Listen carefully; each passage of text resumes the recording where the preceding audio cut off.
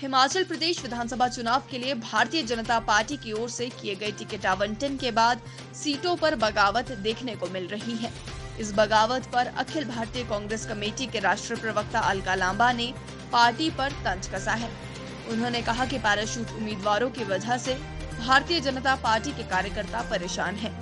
Bharatiya Janata party अपने कार्यकर्ताओं पर अनुशासन का चाबुक चला रही है। उन्होंने कहा कि भाजपा में संवाद का कोई स्थान नहीं है और पार्टी अपने लोगों की बात नहीं सुनती है। अखिल भारतीय कांग्रेस कमेटी के प्रवक्ता अलका लांबा ने कहा कि कांग्रेस पार्टी में सबसे मजबूत आंतरिक लोकतंत्र है। पार्टी से संवाद के बाद ही सभी सीटों पर प्रत्याशी तय किए गए हैं। उन्होंने कहा कि कांग्रेस पार्टी में कार्यकर्ताओं और नेताओं को बोलने के लिए खुला मंच दिया जाता है, लेकिन भारतीय जनता पार्टी अनुशासन का हवाला देकर कार्यकर्ताओं को परेशान करने का काम करती है। अलका लांबा ने कहा कि हिमाचल प्रदेश में भाजपा सरकार 5 साल तक रिमोट कंट्रोल पर चलती रही। अब रिमोट की बैटरी मुख्यमंत्री जयराम ठाकुर कमजोर पड़ गए हैं। ऐसे में अब पीएम नरेंद्र मोदी के चेहरे पर चुनाव लड़ने की कोशिश की जा रही है। सबसे पहले आप सभी पत्रकार साथियों को और हिमाचल की तमाम जनता को दीपावली के इस पावन अवसर पर त्योहार पर हार्दिक शुभकामनाएं और बधाई देती हूँ। अब मैं आती हूँ मुद्दे पर। बिल्कुल हमारा सबसे पहला है कि हर कोई पूछ रहा है स्टार कैंपेनर की सूची कब आ रही है और प्रियंका गांधी जी का क्या क्या कार्यक्रम रहेगा। वो पहली सूची के बारे में कि जैसे ही ये दिवाली का त्यौहार पूरा होगा, नामांकन 25 तारीख पूरे हो जाएंगे हमारे, हम अपनी स्टार कैंपेनर की सूची और कौन कौन सा स्टार कैंपेनर किन किन विधानसभाओं में प्रचार के लिए जा रहा है वो मीडिया के साथ हम साझा करेंगे। अभी तक श्रीमती प्रियंका गांधी वाड्रा जी की सोलन की ठोडो रैली पहली हो चुकी है, दूसरी मंडी में 31 अक्टूबर को होने जा रही है। उसी के साथ चंबा में उनका रोड शो भी जो है वो प्रस्तावित है। बाकी जानकारी भी आपको जल्द दी जाएगी।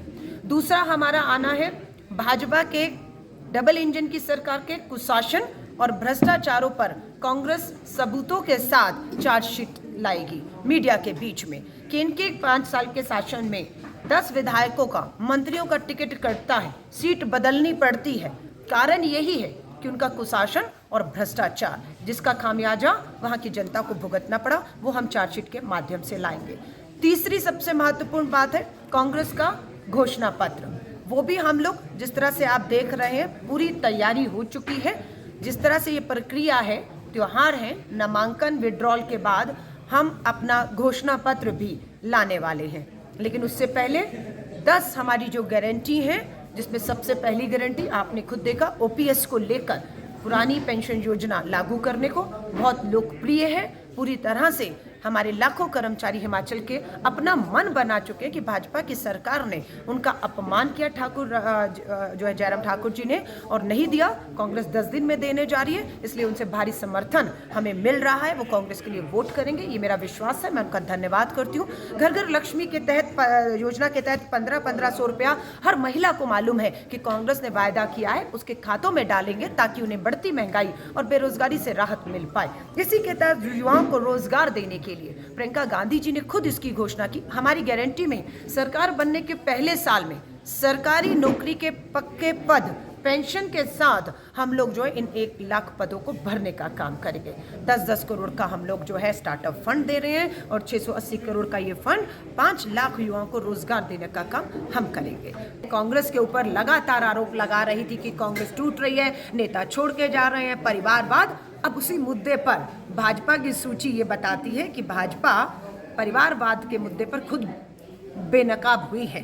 परिवारों में लड़ाई है। महेंद्र जी की टिकट, मंत्री रहे जल मंत्री, टिकट काटनी पड़ी। परिवार में भाई बहन की लड़ाई है। जीतता भाई है, बहन बगावत पे उतर आती है। वहां पर भी आप दूसरी जगहों पर भी देखेंगे, टिकट पूरा परिवारों में गई है। कार्यकर्ताओं पर चाबुक चलाने की बात की जा रही है। नड्डा जी को दिल्ली त्योहार में छोड़कर, राष्ट्रीय अध्यक्ष हैं, दिल्ली में बैठते थे, लेकिन अब अपने बिलासपुर तक उनको जाना पड़ रहा है। हिमाचल संभल नहीं रहा भाजपा से। सारा समय जो प्रचार में जाना था वो अपने लोगों को मनाने में जा रहा है, टूट में जा रहा है। और भाजपा के बहुत से जमीनी कार्यकर्ता कांग्रेस की तरफ आ रहे हैं, जो आ चुके हैं और जो आ रहे हैं। बिल्कुल उनकी एक बहुत लंबी सूची जिन्होंने हमसे संपर्क किया, हम उनका सम्मान करते हैं, उन पर भी फैसला लेंगे। आज 22, 23 और 24 त्योहार है।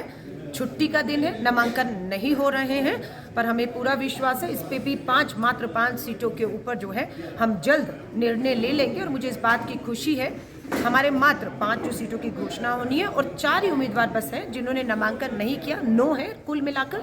बाकी सभी लोगों ने बेहद ही कामयाबी के साथ कार्यकर्ताओं को और स्थानीय जनता को लेकर अपना नामांकन पूरी कामयाबी के साथ दाखिल कर दिया है।